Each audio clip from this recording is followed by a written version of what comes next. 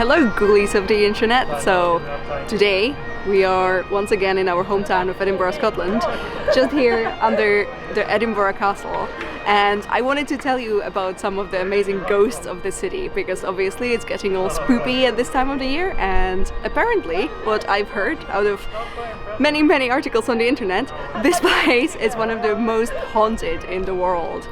So even the Edinburgh Castle apparently has dozens of ghosts. Dogs, drummers, soldiers who died in all the battles that happened here, who now are super bummed out that they have to be confined to the walls of this castle, although at least they don't have to pay the 16 quid to get in.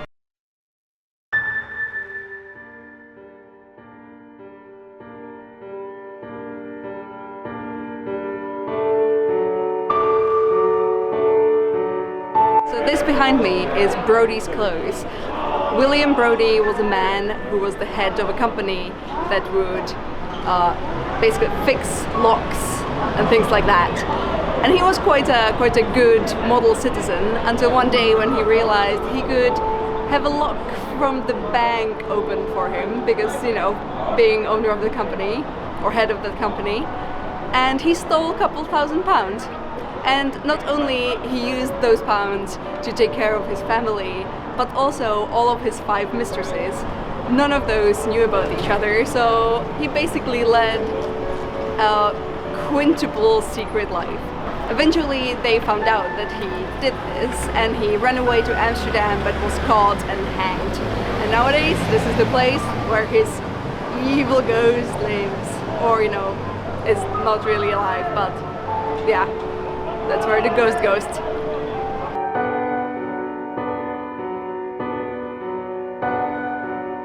So what's a tiny bit creepy is that I was waiting for Simon to take some shots for the B-roll, and I was just standing here in front of Brodys Clothes, and I keep hearing like really squeaky door opening, and I don't feel great standing here, so I think I'm just gonna go to the next stop.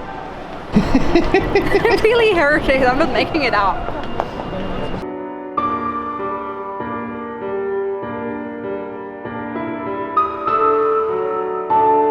So now we're in the middle of Bell's Wynd, which is also a little kind of street connecting, I think, Cowgate and the Royal Mile, just behind a really nicely smelling fish restaurant.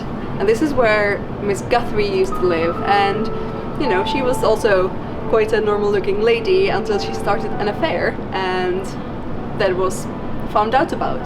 And after 21 years, someone found her murdered body sealed off in a room, and she was just lying there dead for 21 years.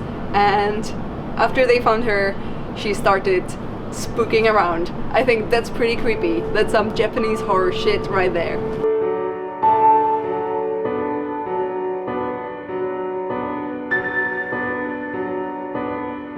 So right now we're just a tiny step from Mary King's Close, and that is this system of streets that had to be partially demolished to have the Royal Exchange built, which is a really nice big building here on Royal Mile. And this area has always had a reputation for hauntings. There's a lot of possible reasons for that. One of them is that there has been a lot of murders going on. Another one is that they've actually quarantined people with plague there. A kind of a build-up on that is that they used the bodies of people who died of plague and built the houses using those bodies, which is super creepy. Now the third reason is probably the most plausible one, and that is that all the streets involved in this system of streets were really close to what used to be the North Loch. North Loch used to be in the area where nowadays you have the Waverley Station and Princess Street Gardens, but it used to be this marshy, gross, toxic, not even a lake.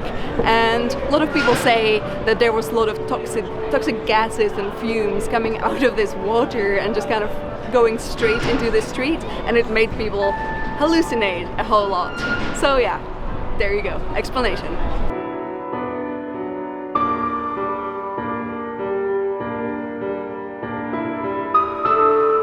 So you can actually visit the whole system of streets that is Mary King's Close. You have to pay about £15 for it, but it seems like it might be worth it. There's a lot of kind of like live action roleplay actors involved in it, and if you like creepy things, I think you should probably go for it.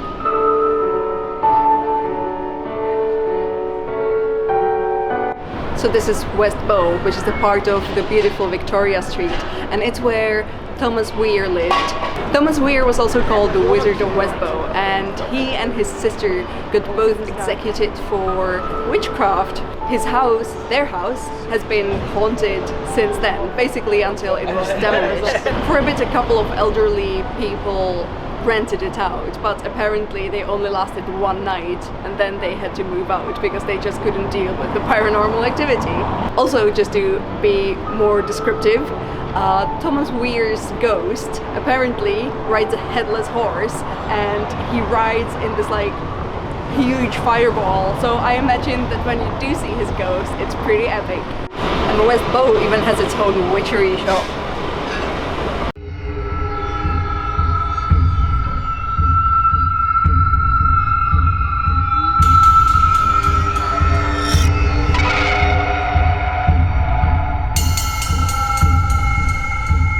Next to the statue of Greyfriars Bobby is the Greyfriars Kirk, and next to the Greyfriars Kirk is the Greyfriars Kirkyard, aka the local super haunted cemetery.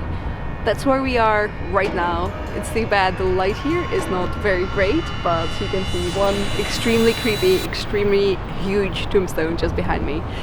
This is a place where a lot of people come to see the Harry Potter inspiration tombstones, and that's definitely an interesting reason why to come here. But it's also open 24/7, so you can come here at night and... oh shit, that light behind you just turned off. Okay, so you can come here at night and experience spooky crap like that, and I'm glad Simon is here with me, otherwise I would be pooping my pants. There's a person walking there, that's creepy. So one thing that I've overheard when we entered this area was that apparently people leave this place with like unexplained... God, I heard like a weird scuttle now. I'm really freaking myself out. Okay, people leave this place with unexplained bruises and scratches, and yeah, they came here without them, they leave with them. Spooky. So if you wanna know about some of the actual known ghosts that live and spook around here, one of them is obviously little Greyfriars Bobby, who is also buried here, so he just kind of cutely goes around and barks. So sometimes when you visit here at night, you might hear some barking, and that's actually quite cute.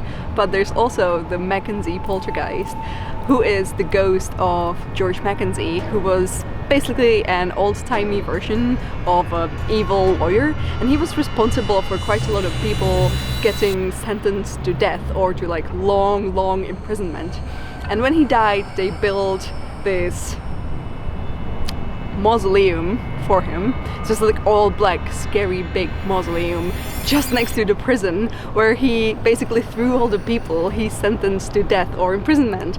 And they say that he's so tortured by being so close to all those poor souls that he's responsible for, that he's now haunting around, and he apparently throws stuff around and just like grabs at people randomly, and people who come here can feel cold air around that mausoleum. One time there was a homeless guy, sometime in the 90s I think, who was looking for a shelter, so he got into the mausoleum, and while he was there he thought he might start some convenient grave robbing, but as he was doing it there was like a landslide under him. How would you call that? Basically the ground fell a couple meters under him, and he just fell into this pit of bones and remains of people who were buried here like long before all of these graves were built. So yeah, they say that the Mackenzie ghost was responsible for that because he was trying to rob his grave, but you know, maybe it was just karma.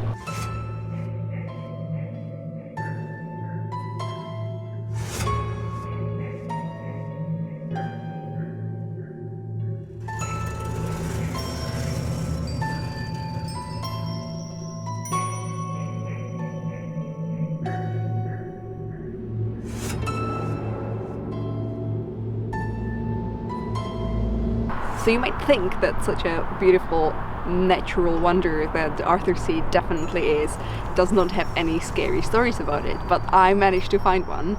My favorite fact nugget about Arthur's Seat from now on is gonna be that in the 19th century a group of schoolboys went up there for a little hike and they found 17 tiny coffins. Nope, nope, nope, nope, nope, nope. No. Okay guys, thanks so much for coming with us and exploring the most haunted places here in Edinburgh, our town. I had a great time doing this tonight because I haven't been to a lot of these places and I haven't known about all of these great stories about really messed up people who lived here and killed here and were killed here. So yeah, this was a really great experience, really nice walk tonight. It's also a really nice night, so if you're here around Halloween, I think that I can hear someone. I keep getting scared because this light is really like blinding me and I don't see anything that's going on behind Simon and I'm getting really paranoid. Anyway, if you're in Edinburgh and you're interested in all the ghostings, you should probably take one of the ghost tours. There's multiple ghost tours going on and you can always pick them up on the Royal Mile. Some of them are even free, so you can just take one and then pay them if you feel like they deserve it. Anyway, if I don't die here tonight in the cemetery, Jesus Christ, if I don't die here tonight in the cemetery, you better subscribe to make me happy. I'm scared now. Bye.